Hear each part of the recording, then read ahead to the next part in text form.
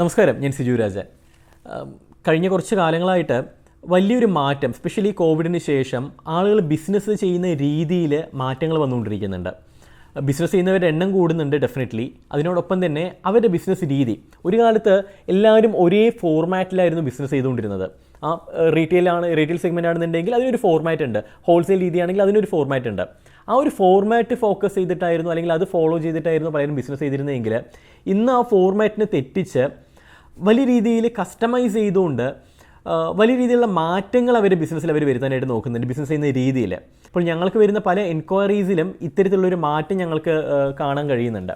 So മാറുന്ന business രീതികൾ എന്തൊക്കെയാണെന്നുള്ളത് ഞാനൊന്ന് എക്സ്പ്ലെയിൻ ചെയ്യാം. ഒന്നാമത്തേത്, നമുക്ക് ഓൺലൈൻ സ്റ്റോറുകളുണ്ട് അല്ലേ, ഓഫ്ലൈൻ ആയിട്ടുള്ള സ്ഥാപനങ്ങളുമുണ്ട്.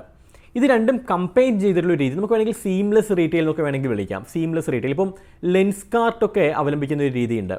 ഇപ്പോൾ ലെൻസ് കാർട്ടിൻ്റെ നമുക്ക് ആപ്പ് ഉണ്ട്, അവരുടെ വെബ്സൈറ്റ് ഉണ്ട്, നമുക്ക് പ്രോഡക്റ്റ് നോക്കാം, അവരുടെ പല രീതിയിലുള്ള ഫ്രെയിംസ് നമുക്ക് ചെക്ക് ചെയ്യാം. സൺഗ്ലാസസ് ആണെങ്കിൽ പല മോഡൽസ് ഉള്ളതുണ്ട്, നമുക്കത് നോക്കാം.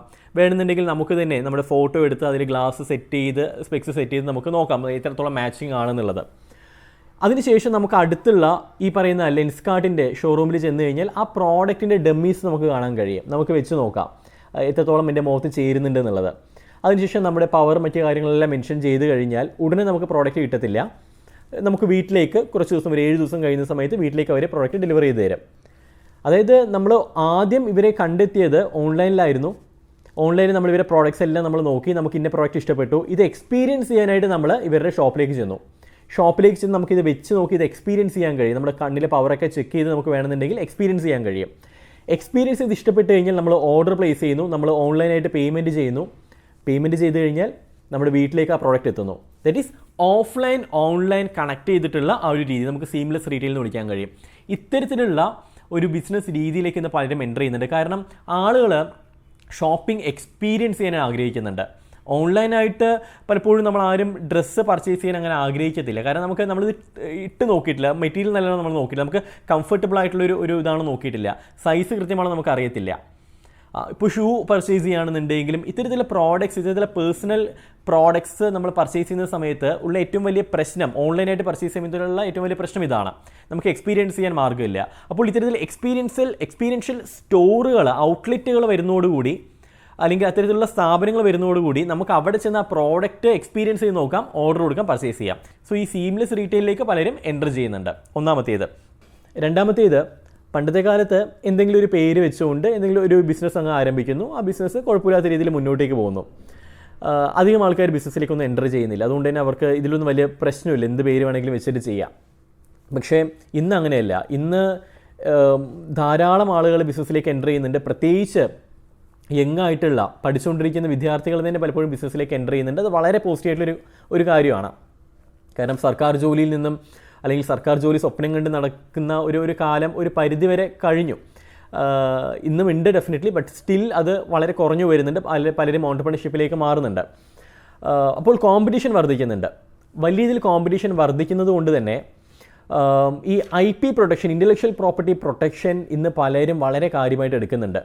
ഒരു മികച്ച പേര് കണ്ടെത്തണം, ആ പേര് ട്രേഡ് മാർക്ക് കിട്ടിയതിന് ശേഷം മാത്രം, അല്ലെങ്കിൽ അത് അപ്ലൈ ചെയ്തതിന് ശേഷം മാത്രമേ ഇവർ പുറത്തേക്ക് പബ്ലിഷ് ചെയ്യുന്നുള്ളൂ.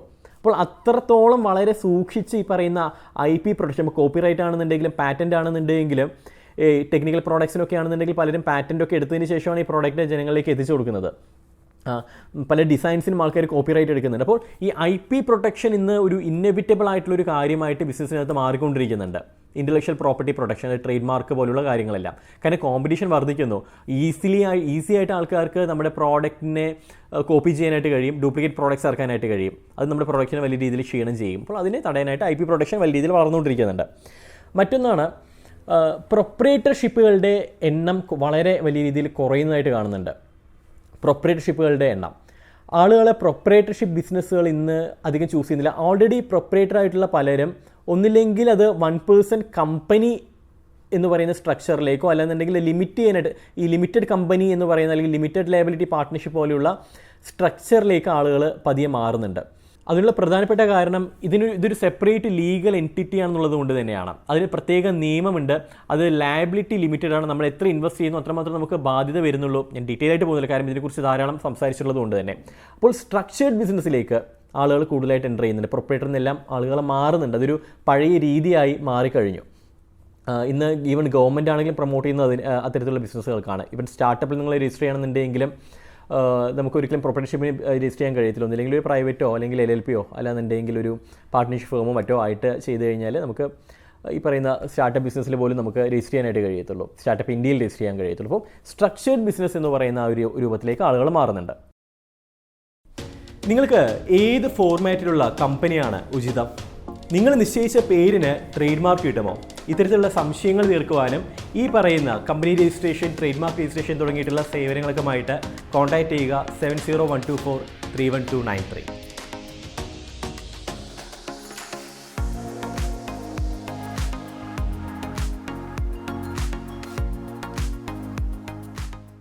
മറ്റൊന്ന്, പേഴ്സണലൈസ്ഡ് പ്രോഡക്ട്സ് പലരും ഇന്ന് കൂടുതൽ ഇറക്കുന്നുണ്ട്. അത് നമുക്ക് കസ്റ്റമൈസ് ചെയ്യാം. കസ്റ്റമേഴ്സിന് ആവശ്യപ്രകാരം ആ പ്രോഡക്റ്റിൻ്റെ കോമ്പിനേഷനിൽ മാറ്റം വരാം, പുതിയ ഫീച്ചേഴ്സ് ആഡ് ചെയ്യാം. കസ്റ്റമേഴ്സ് എന്താണോ ആഗ്രഹിക്കുന്നത് ആ പ്രോഡക്റ്റ് കൊടുക്കുന്ന രീതിയിൽ. പണ്ടാണെന്നുണ്ടെങ്കിൽ ഒരു പ്രോഡക്റ്റ് ഉണ്ടാകും, അത് കസ്റ്റമേഴ്സ് വാങ്ങിക്കൊള്ളണം. ഇന്ന് അങ്ങനെയല്ല. കസ്റ്റമേഴ്സിൻ്റെ ആവശ്യം എന്താണെന്ന് നോക്കിയിട്ട് അതിനനുസരിച്ചിട്ടുള്ള രീതിയിൽ ആ പ്രോഡക്റ്റിന് മാറ്റം വരുത്തുന്നു. പ്രത്യേകിച്ച് സർവീസ് മേഖലയിലാണ് അത്തരത്തിലുള്ളൊരു കാര്യങ്ങൾ നടക്കുന്നത്.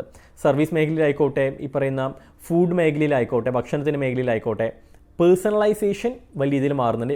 ഒരു പഠനമുണ്ടായിരുന്നു. അതായത് 59% ആളുകളും ഒരു ഗ്രൂപ്പിന് സ്റ്റഡി ചെയ്ത സമയത്ത് അതിൽ 59% ആളുകളും ഈ പ്രോഡക്റ്റ് വേണമെന്നോ മറ്റേ പ്രോഡക്റ്റ് വേണമെന്ന് ഡിസൈഡ് ചെയ്യുന്നതിൻ്റെ പ്രധാനപ്പെട്ട ഒരു കാര്യം എത്രത്തോളം ആ പ്രോഡക്റ്റ് പേഴ്സണലൈസ്ഡ് ആണെന്ന് നോക്കിയിട്ടാണ്.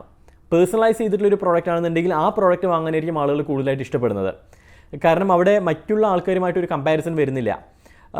എനിക്ക് എൻ്റേതായിട്ടുള്ളൊരു പ്രോഡക്റ്റ് എന്ന് പറയുന്ന ആ ഒരു ലെവലിലേക്ക് എത്തുന്നു. സോ പേഴ്സണലൈസ്ഡ് പ്രോഡക്ട്സിലേക്ക് ആളുകൾ കൂടുതൽ മാറുന്നുണ്ട്. സോ പേഴ്സണലൈസേഷൻ ആളുകൾ ബിസിനസ്സിൽ ഇംപ്ലിമെൻറ്റ് ചെയ്യാനായിട്ട് നോക്കുന്നുണ്ട്. മറ്റൊന്ന്, പുതിയ റവന്യൂ മോഡൽസ് ആളുകൾ പരീക്ഷിക്കുന്നുണ്ട്. ഇപ്പോൾ ഒരു പ്രോഡക്റ്റ് വിൽക്കുന്നു, പൈസ വാങ്ങുന്നു, സെയിൽസ് ക്ലോസ് ചെയ്തു, നമുക്ക് പണം കിട്ടിക്കഴിഞ്ഞു. ഈ ഒരു റവന്യൂ മോഡൽ അല്ലാതെ അഡീഷണൽ ആയിട്ട് എന്തെല്ലാം രീതിയിൽ നമുക്ക് റവന്യൂസ് ഉണ്ടാക്കാനായിട്ട് കഴിയും?